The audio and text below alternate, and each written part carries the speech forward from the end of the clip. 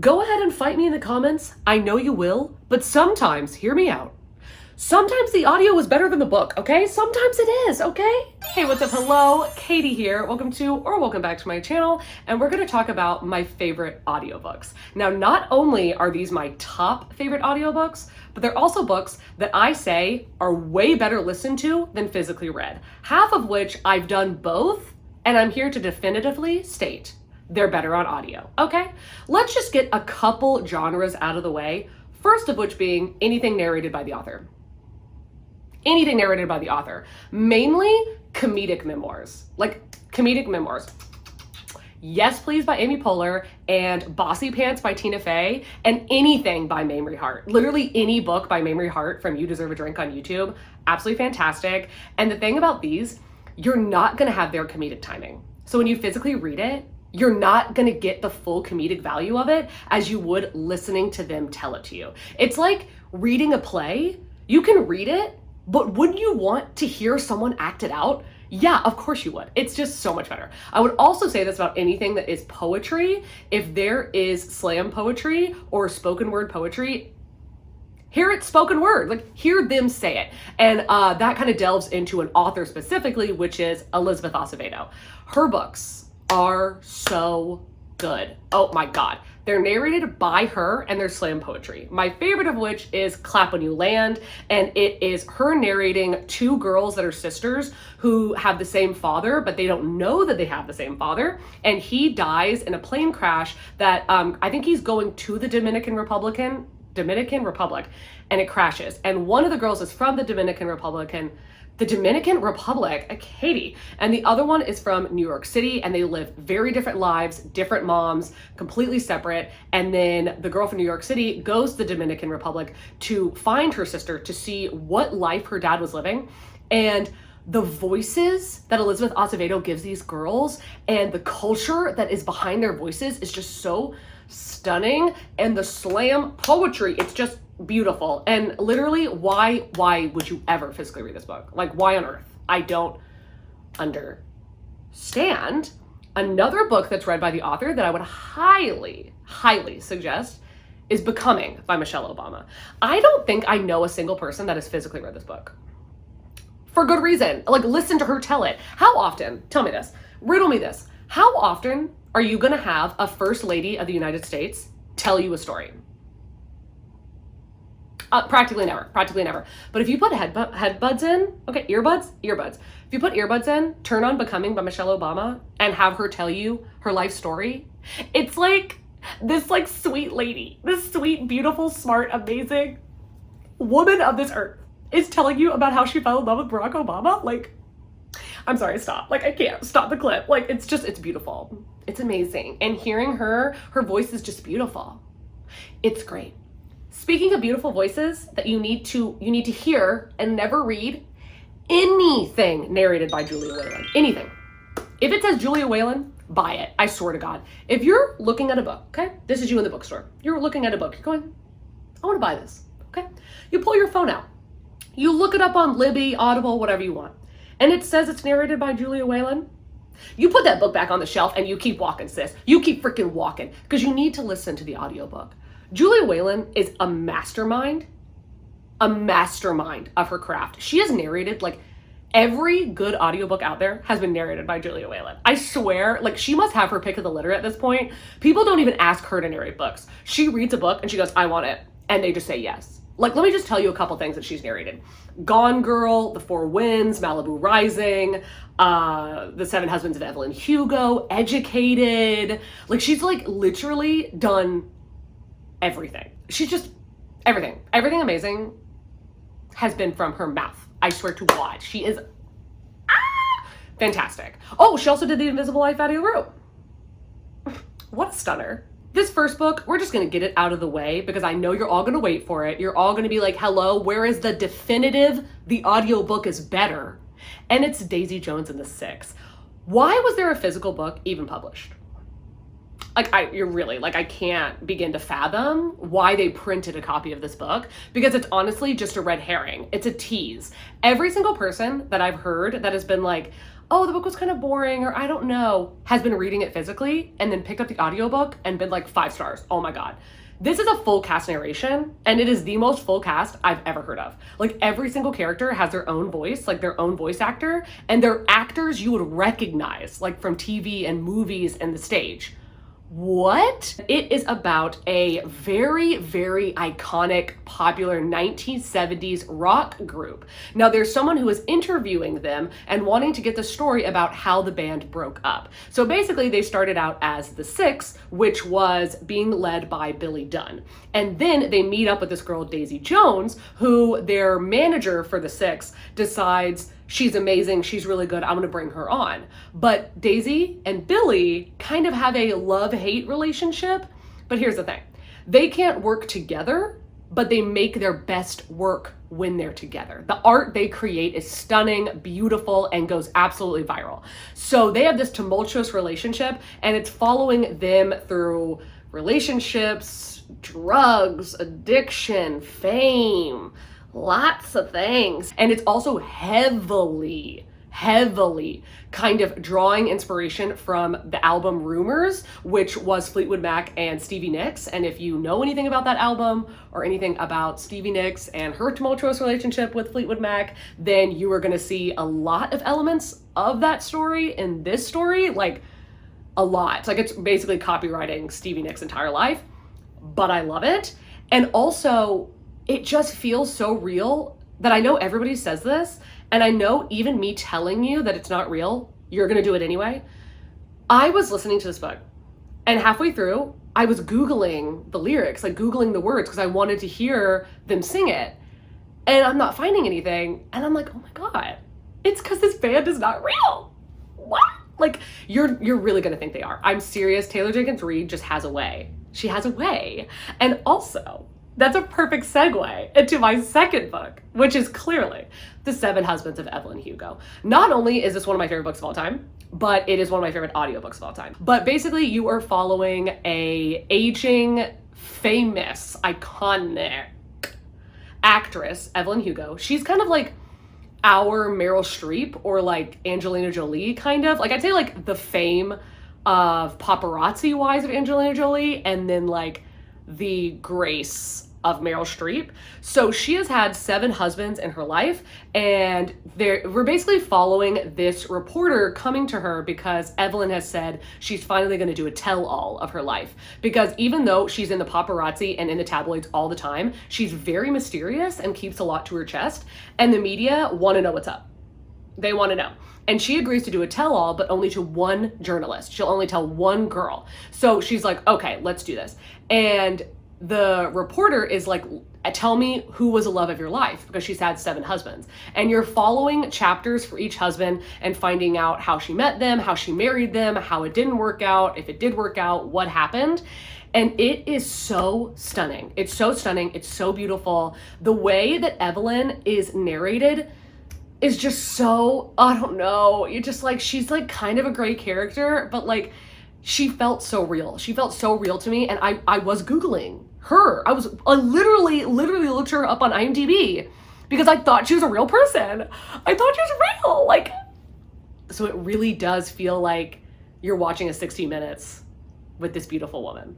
An audiobook I highly suggest because of the narrator's voice is Radio Silence by Alice Oseman. And it is solely because of the way that this girl narrates Aled. Aled, my sweet baby boy, precious cupcake, cinnamon roll, save him, protect him at all costs. I'm obsessed with him. I have physically read this book and I've listened to the audio, and when I physically read it, I did not get the experience that I got out of the audio, which is that her voice for him, when she narrates him, is so soft and sweet and naive, and like, you just want to protect him. He's just so adorable, and when you're listening to it, you can picture him. You can picture him, you want to protect him, you understand what he's thinking, what he's saying, but when you physically read it, it comes across more cold than how she is depicting it, and I love the way she depicts it. But this is supposed to be about Francis and Aled, and they're in school, and Francis is really obsessed with getting good grades, with studying, with getting into a good university, and she's really obsessed on the down low high key on the down low with this podcast, and she does fan art for this podcast. Now, Aled secretly is the creator of this podcast, and it is very famous, like very, very famous, but he won't tell anyone who he is. He's very shy, very much an introvert, like very afraid of outside people, and his mother is very controlling. So this is about not only them coming together, realizing who each other is and becoming very, very good friends, but also recognizing the individuality in themselves and what they want and what society tells them that they want. This is Alice Oseman, so obviously this is exploring a lot of representation. This book represents demisexuality, asexuality, biracial, like, and the biggest thing about this book, biggest is that it's talking about education and how education will mentally F kids up, and the expectation of education on kids, and do you have to go to college? And if you don't get into college, are you a loser? Like, what's the deal? So this book is really beautiful. I think definitively it's like the best YA. Definitely the best contemporary YA I've ever read. There's a reason why it's so popular, and I think that even if you're not in the YA genre, I would still recommend reading it. I would still recommend listening to it. But if you are in the YA genre, I am telling you, like right now, hello? Read this book. Get ready to be surprised. The next one is The Diviners by Libba Bray. My favorite freaking book of all time. I'm obsessed. And here's the thing. I have physically read them and I have listened to them, and I'm telling you, they're both fantastic. But listening to it, the way to go, period. Hands down. Case closed. Jury adjourned. Is that what they say? I don't know. Anyway, the gavel, the grovel, the hammer, the gavel. We're really getting into this now. Okay, The Diviners is absolutely fantastic. The audiobook is amazing.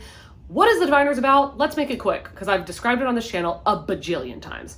This is about a group of misfit kids in New York City in the 20s, and they all have a supernatural ability of some kind. Like, one of them can walk in dreams, one of them can set fires, stuff like that. And there is a serial killer in New York City that is dismembering bodies.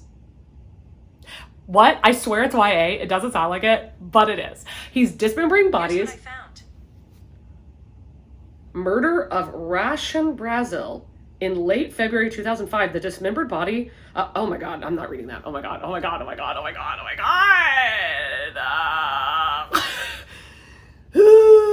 If Big Brother is watching, he's calling the police. Okay, anyway, what was I talking about? YA. We were talking about The Diviners. Okay, The Diviners, there's a guy roaming around New York City, and he's dismembering bodies. Okay, and he is called Naughty John. And here, by the way, it's called Naughty John, and all these kids kind of get roped into banding together to stop this guy from committing these crimes. Anyway, the reason why this is such an amazing audiobook is, one, it's set in the 20s. They all have very, very fun accents, like very fun. It's very jazzy. Like, not only do they sound jazzy, but there's a lot of music in this book, a lot. So there's transitional music between chapters, which will have like piano and like melodies and like trumpets and stuff like that, just like little moments. But then there's also music in the book. Like, the main character is always singing to herself, but Naughty John, the serial killer, has a theme song that he sings when he kills people. And it's terrifying. How dare this book be YA? Anyway, also one of my favorite books. Don't let me deter you. But I would definitely recommend the audio over the physical book when it comes to the entire series. Another series I have very similar feelings for is The Athena Club by Theodora Goss, starting with The Strange Case of the Alchemist's Daughter. So this is about a group of monstrous young women who are the daughters of mad scientists that you would know from Gothic literature, like Frankenstein, Moreau, Rappaccini, Frankenstein, Dr. Jekyll and Mr. Hyde, Dracula, just a bunch of different men who, in this book, they do experiments on their daughters to make them monstrous in some way. So in this book, all of these girls band together to form this little ragtag group of girls who are going out to stop these men who have a society called the Alchemical Society, to stop them from doing experiments on young women. So what they do is they band together with Sherlock Holmes and Dr. Watson, which, like, I know. Like, I know, it's so cute. They band together with them to try to bring an end to this. Catherine Moreau, one of the monstrous girls, is an author. Like, she likes to write. So she is writing about what they're doing. And what she's doing is like, it's basically her reading the story to us. And then every couple pages, one of the other girls will jump in to interrupt her and like correct what she's saying, or get mad at her about what she's saying, or like approve of what she's doing. So basically it's kind of like if you were all sitting around in a room and Catherine was reading you the story about what had happened, and then the other girls are like, oh my God, that's not what happened. Like, what? No, I did not do that. I would never do that. And Catherine's like, shut up. It's so funny. Like, okay, like literally it would be like if Catherine's reading the story and she's talking about something they're wearing and says like, oh, she was wearing like shiny patent leather shoes, and one of the girls pops in and is like, oh my God, ew, I hate patent leather shoes. That's disgusting. I would never wear that. And then Catherine is like, well, your shoes are hideous. So what do you want me to say? This is better for the people, okay? It's a better story. Anyway, it just like keeps reading, and it's so funny, and it feels like sibling dynamics.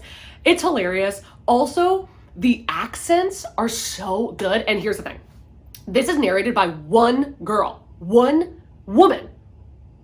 I can't begin to fathom it. She has a different accent for every single character, and they're all like wildly different.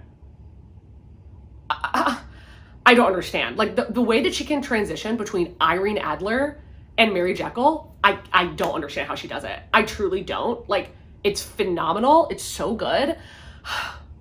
I love this series so much, and I definitely like would only listen to them on audio. Lovely War by Julie Berry is another book where I really like the narration because there's a good juxtaposition of characters. Half the characters are gods and goddesses, and the other half are humans. And the way that they are narrated, which it is a full cast, is really good because the gods and goddesses have such either like lilting, whimsical, or powerful voices. And then the humans, it is historical, so have very distinct accents. And also one of them is a pianist, and one of them is a musician. So you get that element of the story, which I really, really like. There's a lot of music throughout this, and that's something that Julie Berry said, is that the audiobook like meant more to her than the physical book because she really loves the accompaniment of music with audiobooks, and that's something that really like interested her and like delighted her. So she spent a lot of time formulating the music that was going to go into the book, which I think is so interesting. And you can really tell that the music is really good. I thought that she had paid somebody to do that, but I was like, you did that yourself? Oh, bitch, what? So what's this book about? Very entertaining. It's set in two different timelines. We have the entirety of World War I and the beginning of World War II.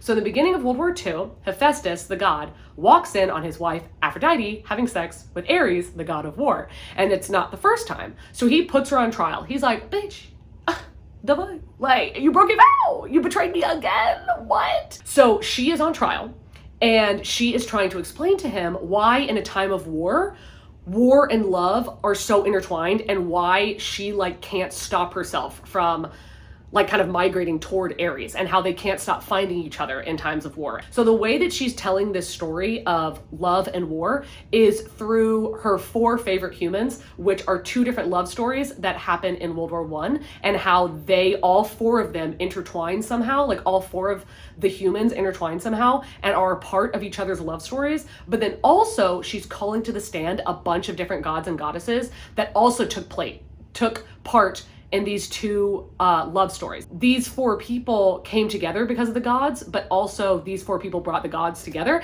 It's very interesting, and the ending I really enjoyed. I will say the voices are a little cheeky. Like Ares is a little cheeky, like his voice. But like Ares is not my favorite. He's not, I mean, he's one of my favorite gods, but he's not like my favorite god in this story. But Hades is hot. Oh my God, yes. And Aphrodite is sexy as hell. So good. I own the physical book. I've never tried to physically read it because why would I? The audio exists. Another favorite book and favorite audiobook is The Southern Book Club's Guide to Slaying Vampires by our boy Grady Hendrix. I think all of Grady Hendrix's books are really good on audio, but they all have multimedia elements in it that make you want to own the physical book. So it's like, wow, he is the guy that's really got me by the balls and got me by the wallet, because I always physically buy his books and I buy the audiobook. Like, I can't lose out in any direction. I have to own both. But The Southern Book Club definitively is his best book and his best audiobook. Period. period. Okay. So the Southern Book Club, you can tell what the entire book is about by the title, legit. If you grew up in the South or your parents are from the South, you're gonna love this book and you're gonna love the accents in this book. I swear to God. The accents of these women, hysterical, amazing. Oh my God. And the things they say, like the little mannerisms they use, I was like, my mom says that. My mom says that. Like my grandma says that. They have that literally on plaques in their kitchen. Dead ass. So this is about a group of Southern women in a book club. But they don't like it there because they're reading boring shit. And one of them is like, you know what we should read? Helter Skelter. And they're like, what? So they all start reading true crime because this is set in the 90s, okay? And it's all about it's during the Bundy times. It's during the Satanic Panic. So they start reading In Cold Blood, The Stranger Beside Me, Helter Skelter, all this different stuff. And they become very vigilant on watching out for their children, watching out for their town, and watching out for each other. Now, this guy comes to town, this stranger, and he's a little sus, he's a little sus. He's charismatic. He's cold to the touch. He has an allergy to the sun. What? What do you mean an allergy to the sun? I've never heard of that. Oh, that sounds so exotic. They're like, oh my God, who is he? Hi, stranger. But our main character is have y'all heard of Ted Bundy? Have y'all heard of Ted Bundy? Ladies, have we all been reading The Stranger Beside Me? Why are you invested in this guy? Hello? And she seems to be the only one that eagle eyes this guy. And she kind of becomes enwrapped in his story. And he's kind of preying on her. And she thinks he's a drug dealer, but you can tell from the title. The boy is a vampire. The boy is a vampire. Now, here's the thing. Children are going missing, but they're not going missing from her town, the main character's town. They're going missing from the town next door, which is a predominantly Black community. So there are a bunch of Black children that are going missing and being found dead or just being found in the woods or whatever. And nobody cares because they're Black. So the main character is what are we doing here? Hello? And basically, you can probably tell that it's about a group of badass Southern women reading books and trying to slay a vampire. But it's so good. The Southern accents, the comedic timing. Grady Hendrix is a comedy horror author. So his comedic timing and the narrator's comedic timing is just spot on. It's so good. Now, I will say that there are trigger warnings, just in case you want to pick this book up. There are trigger warnings for sexual assault, childhood assault, cockroaches, rats, rape, blood sucking from not just your neck, you know what I'm saying? I don't feel like I'm accurately telling you how good this book is, but trust me, it's 5 stars. And then I have 2 books by John Mars, one of which the audio is a necessity. Bar none. You have to listen to it on audio. And the other one where you could physically read it and it'd be really good, but why would you want to? That one being The One by John Mars. So this is a TV show. I wouldn't really recommend watching the TV show. It's not good. It's not good. To be honest, it's not. But the book is fantastic. So it's set in a near distant future where there's a matchmaking app that has come out where you send in your DNA and you receive a profile of your soulmate. So this is the person who genetically is percentile wise, the most specifically made for you person in the world. Not just around you, not Tinder, not near you, anywhere in the world. Now, that sounds all well and great, but there's a lot of problems that will come with that. And John Mars really dives into all of them. He goes into every possible outcome that could come with this. And you're following a bunch of different characters. And some of it is sunshine, but most of it is not rainbows. You know what I'm saying? So what if you signed up for this, okay? You sent in your DNA and you never got a match. Never. What if you send in your DNA, you get the match back and they're dead? What? What if you get the match back and they live in Nova Scotia? What are you supposed to do? You know what I'm saying? Just upend your whole life and move across the country? It's wild, okay? And then also, the most interesting thing is that we're following a serial killer. And that's not a spoiler, it's in the summary. But spoiler alert, he gets matched. You know what I'm saying? You're following this whole thing. And it's so entertaining, and the chapters are so freaking short. The chapters are so short. They're literally a page to a page and a half. It's absolutely insane. And somehow, unfathomably, they all end a cliffhanger. All of them. All of them end in a cliffhanger. And I was listening to this book at work and I kept being people were what is wrong with her. And I was like, oh my God, she did what? Ah! Like, blown away. You could physically read this, but listening to it is like watching a TV show on Netflix where every 5 minutes there's a plot twist. Like, it's so thrilling. It's so good. Okay, now we're going to talk about the John Marrs book. That the audiobook is a necessity. Why would you ever physically read this book? Like, ever, period. And it's The Passengers by John Marrs. I own the physical book, and I tried to read part of it, and I was like, I just keep thinking about how much better the audio is. So this is set in the same world as the one. Quite a few of his books are, but this is like an Elon Musk future, Black Mirror kind of thing, where it's set in a very distant future, again, where there are self-driving cars. And they are like the Tesla, but they are way more than that, like way more advanced, like the transformer of cars, you know? 8 people who are in these self-driving cars, and they're all very different kinds of people. And suddenly someone comes over the like speaker and the TVs in the car and says that their destination has been changed. All the cars are being told like, you're driving to your death, basically. And it's being broadcast around the world, and polls are going up on Twitter from an anonymous person who set this all up saying, who do you want to see die? And the internet, being the absolute abomination that it is doing exactly what it would do in reality, which is mass communicating, like literally just subtweeting and everything going viral and doing hashtags and all this crazy shit. And like everyone's voting on who they want to see die, and then they do die. And it's like, absolutely bonkers. It's so freaking wild. And then the person who's the anonymous person is coming over the cars like speakers and interviewing the people and asking them questions that the people on Twitter have questions for, to like see who's the best person, like who deserves to be saved and who doesn't. And let me tell you, all these people got secrets. All these people got secrets. They are juicy. They are juicy. They all have secrets. And it is so entertaining where like you feel scared, because when I was listening to it, I kept thinking like, it felt like it was on my TV, like this was real, and I was turning away to like flip my eggs or something and still listening to it. And it felt like I wasn't participating in, but I was watching this actually happen, and being like a willing participant, just sitting there, like seeing these people be put to death. And it was just so crazy. Like it really felt Black Mirror. Like it really felt like something that could and probably will happen in the future. But a great book. This one might be shocking, but I'm going to recommend It by Stephen King. Now, I only gave this 4 out of 5 stars because of, you know, like the child orgy and the N-word and the turtle on its back. But other than all that, it's fantastic. It's really good. Now, I would not recommend reading most any Stephen King physically because his books are way too freaking long. They're way too long and they're so descriptive. Like, I get describing some things, but The Color of the Pavement, King. Can we move along? Can we hurry up? Like, this is exhausting. So this is about Derry, Maine.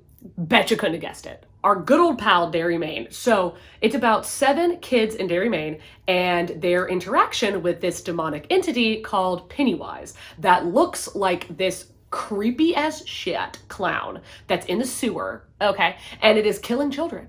And what it does is it looks like your worst fear. Like whatever you're imagining your worst fear is, that's what it will look like, and it will kill you. And it is so scary. It's so scary. It's not cute. It's not cute. And then you're also following years and years later when all of them have like kind of left the town and are trying their best to stay sane and forget about it and live normal adult lives. And then all this stuff starts happening again, and they feel drawn and compelled back to Derry, Maine to fight him off, hopefully for good this time. It is grotesque. It is so grotesque. Like this is definitely, I'm pretty sure of all of King's books that I've read, and I've read 7 of them, of all of his books, this was the scariest. This has been the scariest. I also read it like 6 years ago, so maybe I would have just been more scared back then. I don't know. But the thing that really scared me is the audio, because Steven Weber, the way he narrates Pennywise, is terrifying. It is terrifying. It is, oh, it's so scary. He just has this creepy ass voice, and like, it's so disturbing. Like, it's just guttural and like clown-esque and just like childish and it's demonic. It's so creepy. Oh my God. The descriptions of how Stephen King described killing these children, it's so wild, because I feel like I read like The Stand, and I read Pet Sematary, and I read like Carrie, and I read The Shining, and I read Misery, and none of them are creepy the way that it is creepy. But the audio is the way to go. One, because he's way too descriptive, and there are parts of the book that just shouldn't be there at all. Like, they should be cut out. 400 pages of that book should have been cut out. So the book is too long. It's like 1,700 pages. I think it's 1,550 or something pages long. So read the audio. He's way too descriptive. Read the audio. Oh my God. When he gets into like the child orgy and stuff, just read the audio on like 3 times the speed, and then when he stops talking about it, pick it back up again.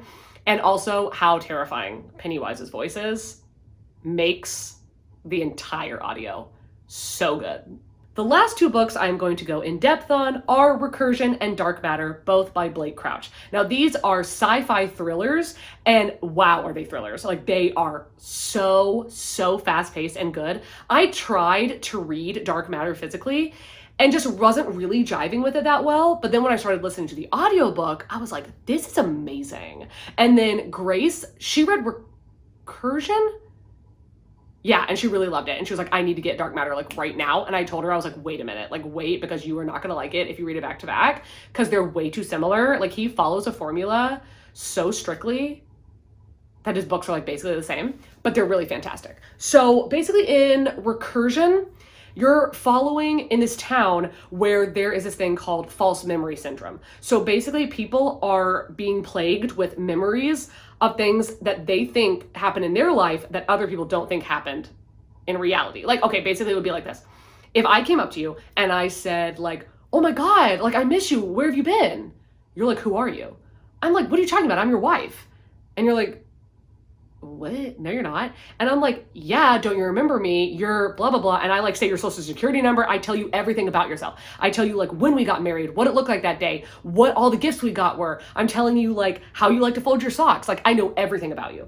And you're looking at me like, what in the world? Am I crazy? Are you crazy? What's happening? But this is happening all over the city. Like, all these people are getting these false memories, which is alternate thems are funneling into them, basically. It's like alternate realities are funneling into their brain. I don't know how, you know what, he makes it make more sense, okay? But that's something about real sci-fi that I like, or not real sci-fi, but sci-fi that I like listening to instead of reading, is that it's too complicated, but his is a lot easier, and the audiobooks are very thrilling. Dark Matter is the one that's way more known, and this is the one where the guy is going home late at night to see his wife and son, and he gets held hostage and taken and to this bunker, strapped down to a gurney. Something happens to him, and when he wakes back up, he's like, what the heck? And he goes home, and his wife is there, but it's not his wife. And his son was never born. And she's married to somebody else. And she knows him, but they're not married. And what are you talking about? Like, no. And he's living a totally different life. And he's trying to get back to his life. But every time he tries to get back to his life, he ends up in a different alternate dimension of himself. And he can't be seen by himself, because then the whole thing freaking falls apart. You know what I'm saying? So it's absolutely wild. It's really good. Like, I think that his books read like a really, really well done sci-fi, like, action movie. Like, it's like if it was Interstellar, but like everybody did Kung Fu and they all like were also in the Matrix. It's like that. This video is getting so long, so I'm gonna wrap up the last 3 together because they're all good audiobooks for the same reason. And that is going to be A Good Girl's Guide to Murder and the entire series, Sadie, and The Night Swim. Now, they're all mystery thrillers and they all have a podcast element. And that element is why I would highly, highly suggest listening to them on audio, because it's kind of like if you ever listen to Serial, the podcast, that's what these books are like. And also, I think The Night Swim is very similar to My Favorite Murder. So if you like Serial or My Favorite Murder, I would highly suggest these 3 books on audio. Okay guys, that is gonna wrap it up for my favorite audiobooks so far. Now, I really hope next year that I love so many audiobooks that I have to make another video. That would be amazing. There is a couple things I want you to do before you leave this video. One of which is I want you to leave a comment down below telling me your favorite audiobook and why. Because I love audiobooks so much, you really don't even have to convince me to pick up an audiobook, but do it anyway because I find it entertaining. So tell me what your favorites are. Also, I'm really gonna need you to like this video and subscribe to this channel. Because why Why not? Okay. Also, I'm gonna have my Instagram and my Goodreads as well as a myriad of other links linked down below if you want to follow me on any other platform or support me in any other way. All of that to say, I hope you're having an amazing day, evening, night, dusk, dawn, whatever it is you're having right now. And I hope to see you in a video coming very soon. Bye.